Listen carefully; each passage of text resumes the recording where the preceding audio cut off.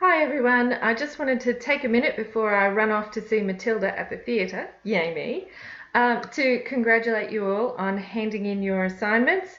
Those of you who have not handed them in yet because you've requested extensions, keep working on it. It won't happen overnight, but it will happen. The other thing I wanted to take a quick moment to talk to you about is the difference between action research and critical reflection. So critical reflection is what we do as teachers in our practice daily. We look back on the day and we go, oh God, that was terrible. What am I going to do differently next time? Action research, on the other hand, is much more related to a theory-based approach to your practice, really. So a fine example of this, weirdly, happened at one of the most difficult points in my teaching career. I had just come back from overseas. I had been teaching in senior level, lycée level, for a long time, IB courses, IB English, and I came back to Australia to work in a middle school with a lot of kids from very low socioeconomic backgrounds. I was in a school that had a constructivist philosophy, and I was required for the first time ever, firstly, to teach the same class of kids all day, every day, without changing classes ever. This is highly unusual for a high school teacher. So the swap down to middle school was quite an experience for me. The other thing that I was required to do was work with a teaching partner. That's another thing that doesn't often happen with high school teachers. So my teaching partner and I, as it turned out, were both high school teachers, and we were both in middle school for the first time ever. And what happened was extraordinary in that after the first teaching period, after the first term of us working together and struggling our way through the first term, we were walking down the footpath to the car park this afternoon, and my teaching partner looked at me and he said, well, that sucked. And I went, yes, it did. But the upside of this is that we know it sucked. What would be a problem is if we were walking down this footpath thinking we had done a fabulous job. That would be a problem for us. So what he and I decided to do was figure out how to fix our problems using a fairly theoretical but also analytical approach. So we sat down together before the next term started. We sat down together and we decided exactly what we thought had gone wrong for us as well as for our students. Then what we decided is what we could do within the constructivist approach that the school was taking in order to ameliorate most of these problems. So we identified the problems, prioritized the problems, and then we decided, ooh, what things can we do? Then we went looking for a theory that would help us to ameliorate these problems in a more cohesive fashion. So rather than us just blundering along trying to fix one little forest fire at a time, or one little, spot fire at a time, we decided to put out the whole fire. And we did it using a Glass's choice theory, because we had students who were old enough and rational enough that we could reason with them.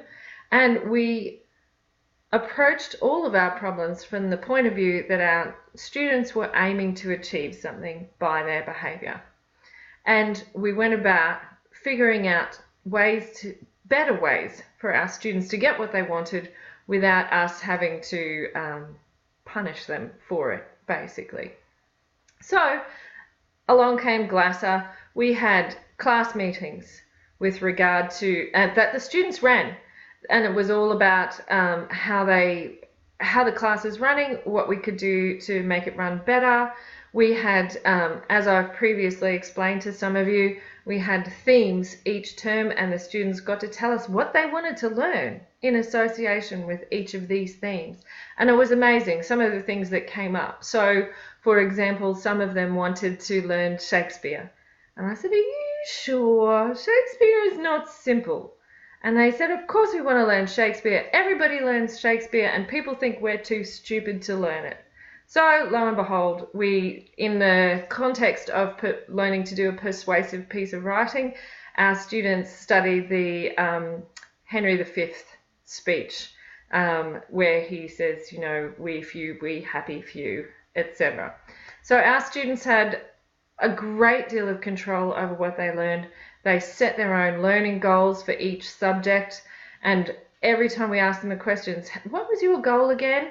How is what you're doing progressing you towards meeting this goal? When we sat down with their parents at parent-teacher interviews, we had discussions with parents about how students were choosing certain behaviours and choosing particular goals and how these two would come together. We also had multitudinous phone calls with parents where we spoke about what the student was prioritizing over education at some different points in time.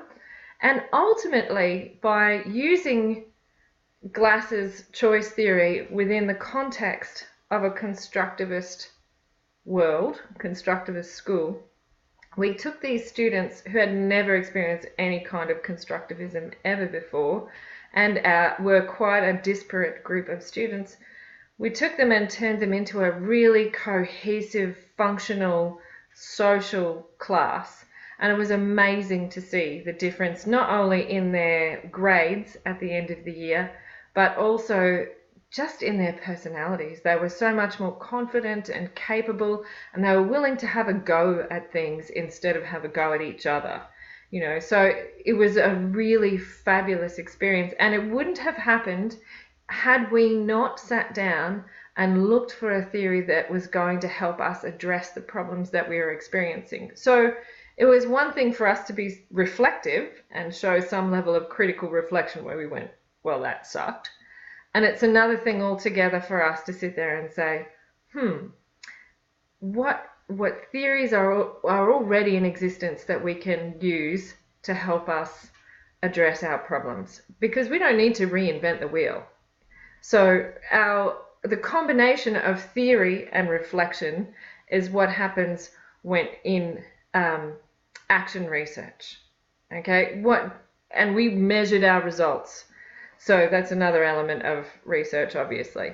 So critical reflection would have just been us saying, we were terrible, let's do things differently next time.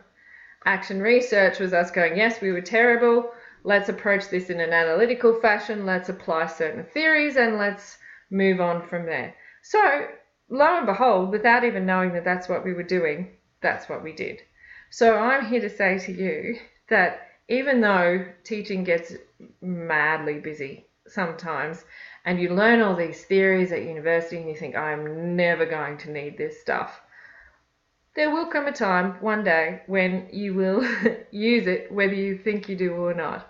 So just take the theories that you learn on board, always be critically reflective, take the theories on board, and just have them in your toolbox in case one day you find that you need them. All right, I'm off to the theatre. I will see you next week. Bye for now.